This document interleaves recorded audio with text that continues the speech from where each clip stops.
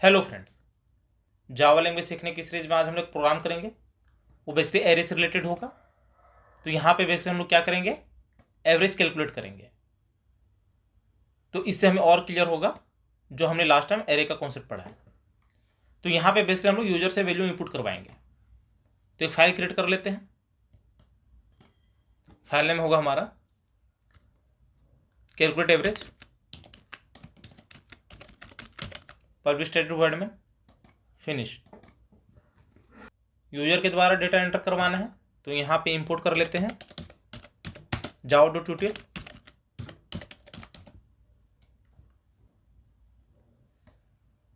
यहाँ से हम लोग स्कैनर को निकाल लेते हैं, इक्वल टू न्यू स्कैनर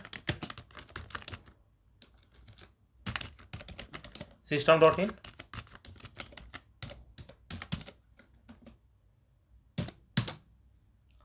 यहाँ पे हम लोग क्या करेंगे, यूजर से 5 वैल्यू लेंगे।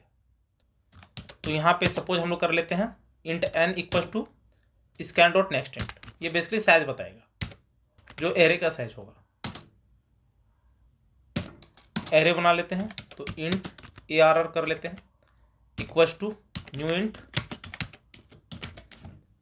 यहाँ पे भी स्क्वायर ब्रैकेट आएगा, इसका साइज हो जाएगा n। अब यहाँ पे लूप चलाते हैं for int I equal to 0, I less than array dot length. या तो आप एरे डॉट लेंथ ले सकते हो या फिर n ले सकते हो, दोनों केस में सेम है। Curly bracket enter. यूजर के द्वारा डेटा एंटर करवाना है, तो यहाँ पे हो जाएगा एरे ऑफ I और यहाँ पे हो जाएगा scan.nextInt।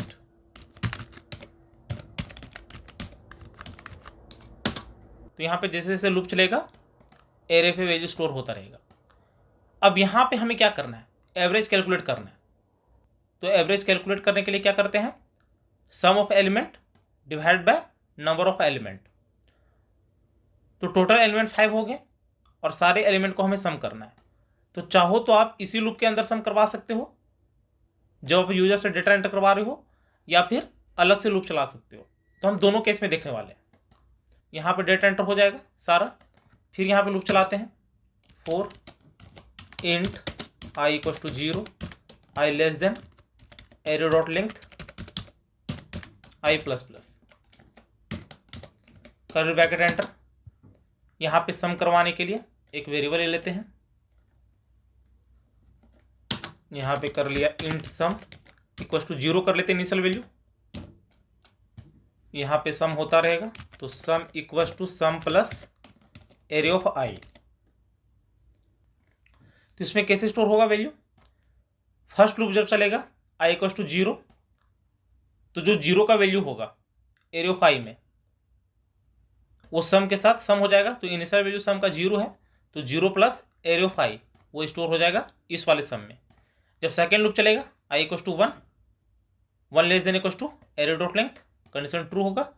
Some equal to sum plus array of I, तो एरे ऑफ 1 में जो वैल्यू होगा वो प्लस हो जाएगा इस वाले सम से, जो कि हमारा इसमें स्टोर हो चुका है। तो दोनों का सम हो जाएगा और इसी पे स्टोर करवा देगा। तो ऐसा लूप हमारा चलता रहेगा। तो ये हमारा सम कैलकुलेट हो जाएगा। अब जब इस लूप के बाहर आएंगे तो हमें एवरेज कैलकुलेट करवाना है। तो यहाँ पे हम कर लेंगे average equal to sum divide by n, या फिर ले सकते हो एरो ऑफ लेंथ, और यहाँ पे कर लेते हैं एवरेज वाला। यहाँ पे इनिशियल वैल्यू हो जाएगा 0 और यहाँ पे प्रिंट करवा लेते हैं SYSO कंट्रोल स्पेस एंटर। यहाँ पे आप लिख सकते हो एवरेज,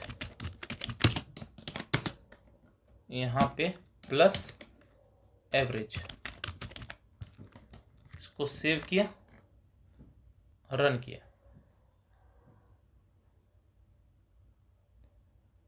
तो ये रन हो गया है। यहाँ पे साइज ले लेते हैं, 5 कर लेते हैं, एंटर। 5 वैल्यू एंटर करवाते हैं। तो सपोज यहाँ पे हम लोग कर लेते हैं 195, फिर कर लेते हैं 90, फिर कर लिया 90, फिर कर लेते हैं 100। तो एवरेज क्या आएगा, 100 100, ये हो गया 90 90, और यहाँ पे 95, मतलब एवरेज 95 होना चाहिए। वैसे सम करवाओगे तो हो जाएगा आपका 100 और 100 200, 90 90 180, तो 380 हो जाएगा, और 95, तो 380 प्लस 95 475 डिवाइड बाय 5, तो 5 9 जा 45, तो 2 रिमेनिंग होगा, तो 25 5 5 जा 25, मतलब 95 ही आंसर आना चाहिए। एंटर। तो दे सकते हो एवरेज 95 आ गया। अब यहाँ पे जो हमने ये वाला लूप चलाया, इसे यदि हम नहीं चलाते और इस वाले पार्ट को हम लोग यहीं पे ले लेते, तो हमारा रिजल्ट सेम होता। इसको सेव किया, रन किया, सेम कर लेते हैं। 5 100 95 90 90 100, एंटर। तो देख सकते हो 95 आंसर आ गया। तो इस तरह आप एरे में यूजर के द्वारा डेटा एंटर करवा सकते हो और उसमें कोई वैल्यू स्टोर करवा सकते हो, उसको प्रिंट करवा सकते हो। तो उम्मीद है ये वीडियो आपको जरूर अच्छी लगी होगी। यदि अच्छी लगी होगी तो चैनल को शेयर और सब्सक्राइब जरूर करें, साथ ही बेल आइकन को ही प्रेस कर लेना, ताकि जैसे मैं वीडियो अपलोड करूँ उसकी नोटिफिकेशन आपको तुरंत मिल जाए। Thank you, happy learning.